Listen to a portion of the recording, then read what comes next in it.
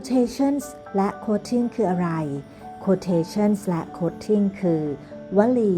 หรือข้อเขียนที่คัดลอกมาจากงานวรรณกรรม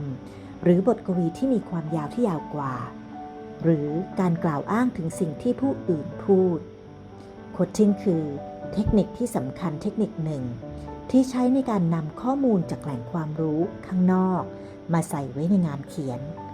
เมื่อใช้ quotations ผู้วิจัยก็กำลังอ้างอิงผลงานต้นฉบับของเจ้าของข้อมูลนั้น quotation กำหนดทิศทางในการอ่านงานวิจัยให้กับผู้อ่านทั้งยังช่วยผู้วิจัยประมวลงานเขียนที่มีค่าของผู้อื่นอย่างรอบคอบและนำคำพูดของเจ้าของข้อมูลต้นฉบับนั้นมาใช้เพื่อประโยชน์ในการนำเสนอข้อโต้แย้งของผู้วิจัยเองในบทเรียนนี้ครูจะขอกล่าวเฉพาะการอ้างอิงในส่วนของเนื้อเรื่องหรือที่หลายคนอาจจะรู้จักกันอยู่ในรูปแบบของการทับศัพท์ว่า in-text citation ค่ะถ้าหากเราจะแบ่งชนิดของลักษณะการอ้างอิงหรือการทำ citation เราอาจจะสามารถแบ่งออกได้เป็น2ลักษณะใหญ่ๆด้วยกันก็คือ direct quotation และ indirect quotation direct quotation ก็คือการอ้างอิงโดยการยกทั้งข้อความคิดเห็นของงานเขียนต้นฉบับมาทั้งข้อความเลยโดยจะไม่มีการเปลี่ยนแปลงใดๆเทคนิคการอ้างอิงแบบนี้จะนำคำและวลีที่ขอยืมมาใช้โดยตรงและนำมาใส่ไว้ในเครื่องหมายคำพูดค่ะส่วน indirect quotation คือการคัดลอกความโดยอ้างอิงถึงคำพูดหรือความคิดเห็นของผู้เขียนต้นฉบับแต่เทคนิคการอ้างอิงแบบนี้ผู้วิจัยจะต้องสรุปความเป็นคำพูดของตัวเองซะก่อนที่จะนำมาใส่ในข้ออ้างอิงและจะไม่มีการใช้เครื่องหมายคำพูดนะคะการอ้างอิงแบบ indirect quotation จะมีองค์ประกอบอยู่2ส่วนก็คือส่วนที่เป็นแหล่งข้อมูลอ้างอิงเช่นชื่อผู้แต่งชื่อปีและส่วนที่เป็นใจความสำคัญที่ผู้วิจัยสรุปมาค่ะตัวอย่างการใช้ direct quotation ครูมีตัวอย่างในการทำ direct quotation อยู่3รูปแบบง่ายๆที่ผู้เรียนสามารถนำไปประยุกต์ใช้กันได้เลยค่ะครูจะแบ่งการอ้างอิงออกเป็น3องค์ประกอบด้วยกันก่อนองค์ประกอบแรกก็คือข้อมูลที่ต้องการจะอ้างอิงมาโดยตรง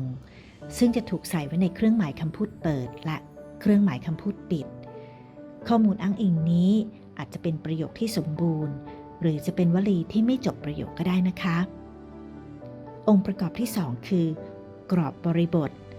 ทำหน้าที่ให้รายละเอียดที่สำคัญของแหล่งที่มาของข้อมูลค่ะองค์ประกอบที่3คือ reporting verb หรือคำกริยาที่ใช้รายงานข้อมูลที่เราจะอ้างอิงซึ่งจะมีอยู่2รูปแบบที่เราได้เรียนกันมาแล้วในวิดีโอที่ผ่านมาก็คือกริยาที่ต้องมี that หรือกริยาที่ไม่ใช้ค่ะตัวอย่างที่1ผู้เรียนลองมาหาทั้ง3องค์ประกอบดูสิคะเราจะเห็นว่าข้อมูลที่จะอ้างอิงอยู่ส่วนหลังของประโยคส่วนข้อมูลกรอบบริบทขึ้นต้นประโยคใช่ไหมคะคำกริยาที่ใช้รายงานข้อมูลก็คือ introduced ซึ่งตามด้วย that ค่ะ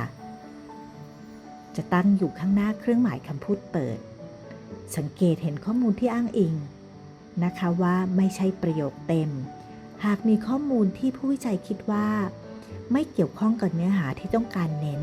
จึงละเอาไว้ด้วย ellipsis หรือจุดไข่ปลาซึ่งมีเพียง3จุดเท่านั้นนะคะและจบประโยคลงด้วย full stop และเครื่องหมายคำพูดปิดค่ะตัวอย่างที่2เราจะเห็นว่าข้อมูลที่ต้องการอ้างอิงอยู่ต้นประโยคเลยและเห็นกรอบบริบทตามหลังโดยมีคำว่า announced เป็นกริยารายงานแต่ในบริบทนี้ announce ไม่ใช้ that ค่ะและอย่าลืมใส่เครื่องหมายคอมม่าไว้หลังประโยคอ้างอิงก่อนใส่เครื่องหมายคำพูดปิดด้วยนะคะตัวอย่างที่3เป็นประโยคที่ต้องการอ้างอิงที่มีใจความมากกว่า1ส่วน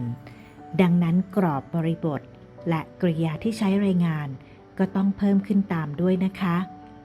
มาดูกันค่ะ กรอบบริบทแสดงว่าข้อมูลอ้างอิงมาจากแหล่งข้อมูล2 ที่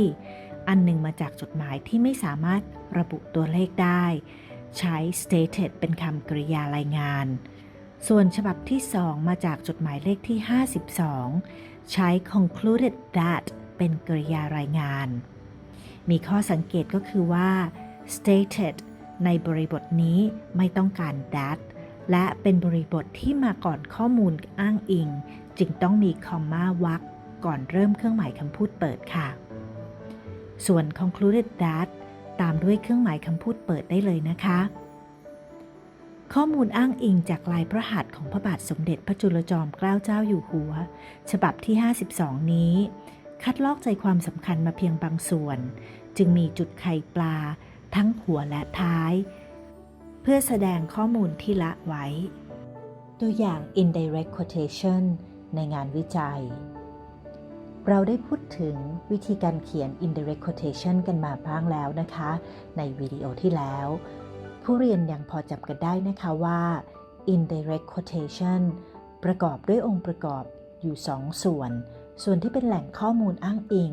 และส่วนที่เป็นใจความสำคัญที่สรุปมาค่ะตัวอย่างแรกส่วนที่เป็นแหล่งข้อมูลอ้างอิงคือ according to Hicks 2013 ซึ่ง according to เป็นตัวเชื่อมที่เรารู้จักกันมาแล้วนะคะตามที่ Hicks ชื่อผู้แต่งได้เขียนไว้ในปี 2013 ซึ่งต้องอยู่ในวงเล็บใส่คอมมาก่อนให้ข้อมูลที่ผู้วิจัยสรุปมาในคำพูดของตัวเองค่ะตัวอย่างที่ 2 แหล่งข้อมูลอ้างอิงคือเพชรเลิศอนันต์ 2012 has interpreted